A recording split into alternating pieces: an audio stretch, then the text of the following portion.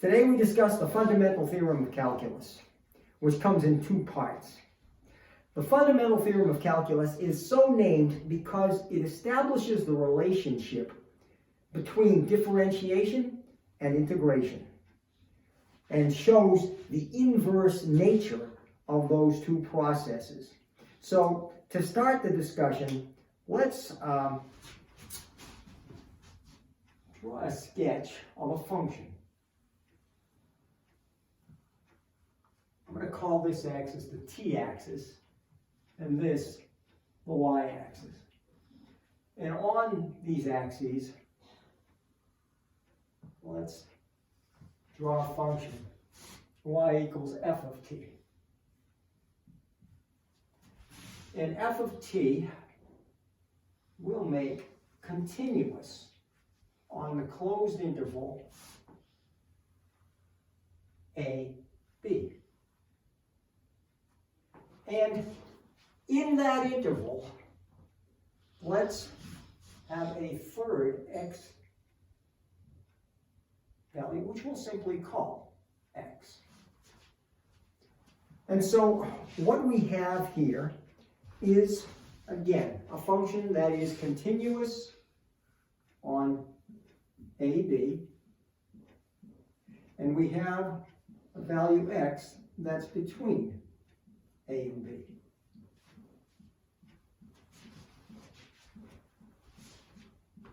We are going to define a function, capital F of x.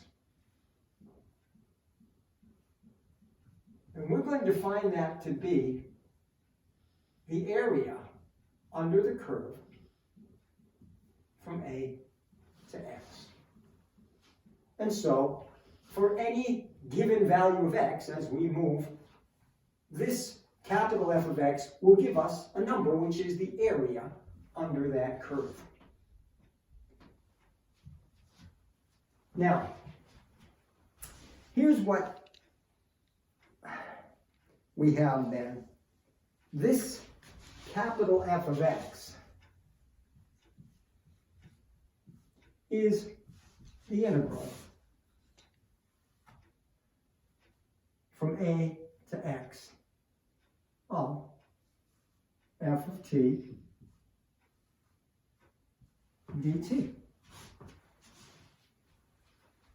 Again, so given any particular x value in that interval, f will return the area under the curve between A and x. What the fundamental theorem of calculus, part 1, states is that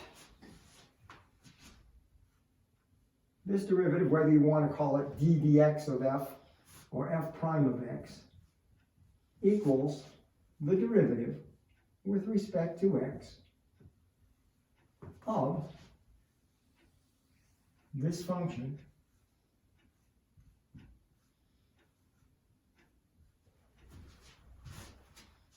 which equals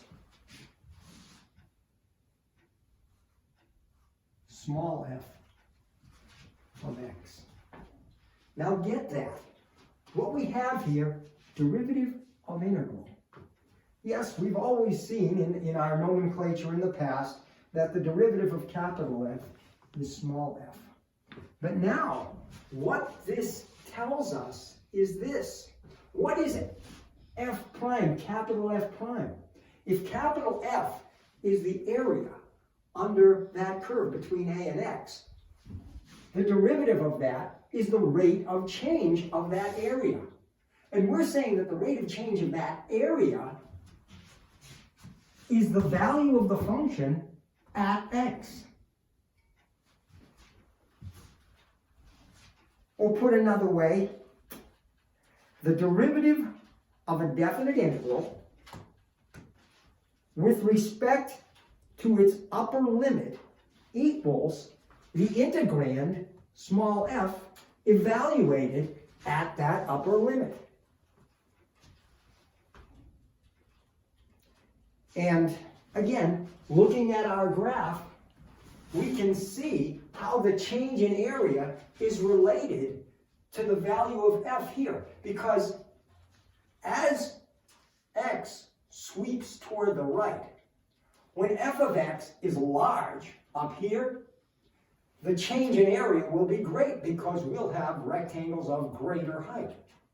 And as the value of the function is less, the change in area will be less.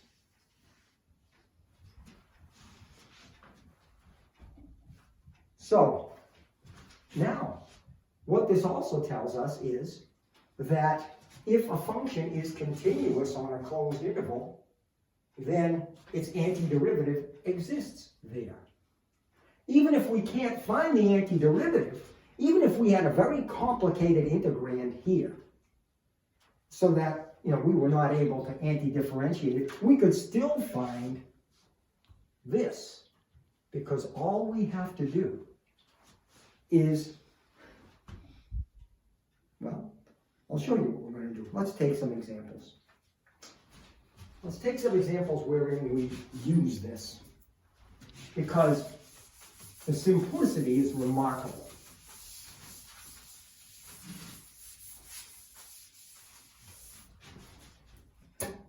Okay, given y equals, well, we'll take a simple function here. Y equals the integral from a to x of t squared plus t dt. Okay? Well, that fundamental theorem tells us that dy dx is, right, this is small f of t right here. Dy dx is small f of x, which in our case is simply x squared plus x. Right? We could have anti-differentiated this and taken the derivative of that antiderivative, but we don't have to. Okay? Give it another example. Y equals antiderivative from a to x of cosine t dt. Well, given that, dy dx is, you guessed it, cosine x. Now, they're not always going to be quite that easy, but they're not going to be difficult. Okay? You might have a curveball or two. Let's take a look at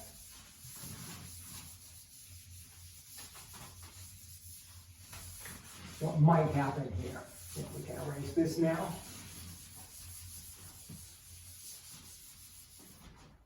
Okay? You might have something like this.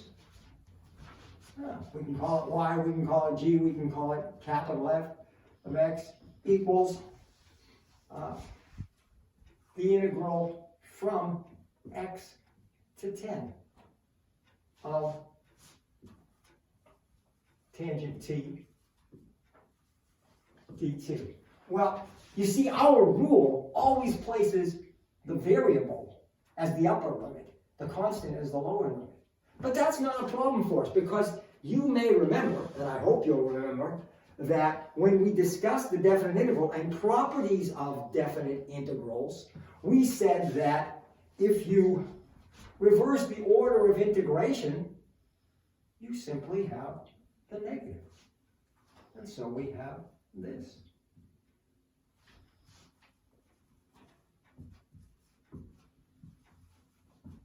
And so, in this case, f prime of x, or dy dx, however you're going to write it, f prime of x, which equals small f of x, is the negative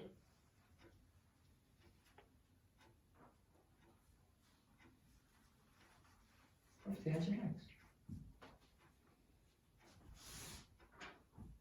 And again, that equals small f of x, because this becomes a negative tangent x. Boom. Okay?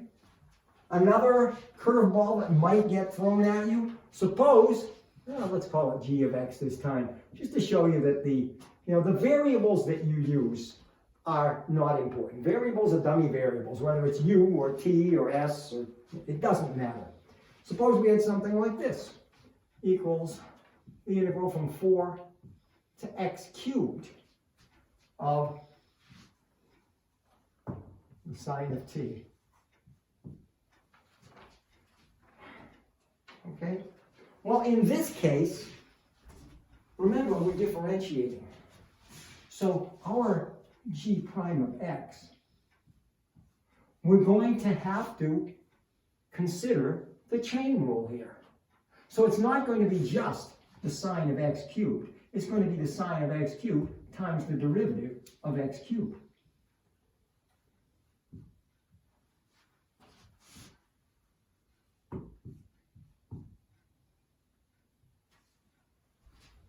Okay, so we have to watch for the potential of a change of order of integration or a chain rule, or both in the same problem. Okay, so that's the fundamental theorem of calculus, part 1. The fundamental theorem of calculus, part 2, we've seen before, but let's review it briefly. That is known as the evaluation theorem. How do we evaluate a definite integral? And of course, as we said at the time, the derivative from a to b is capital F of b minus capital F of a, the antiderivative. Okay? Right. Part 1 tells us that for a continuous function, the antiderivative exists. Part 2 tells us that we can evaluate the definite integral if we find the antiderivative of the integrand and calculate f of b minus f of a. So, for example, if we have the definite integral from 2 to 5 of x squared minus 2x dx. Well, what is the antiderivative? Using the power rule for antidifferentiation, add 1 and divide, so x cubed over 3 minus x squared.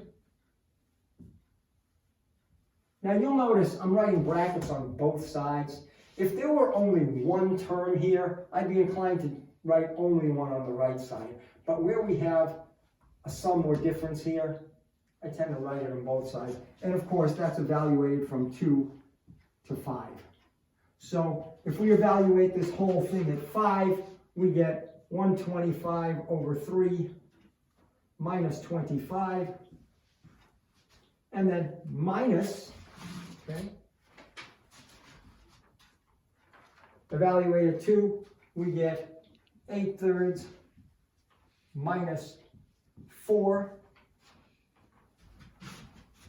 All right, 125 over 3 minus 8/3 is 117 over 3, which is 39.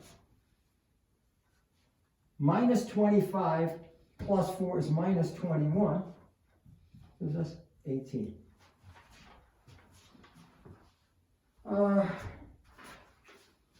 Okay, let's try a trigonometric integral. Just evaluating. And right now we're keeping our functions simple, things for which we can recognize the antiderivative pretty clearly, pretty quickly. Suppose we have the antiderivative from 0 to pi over 4 of secant x tangent x.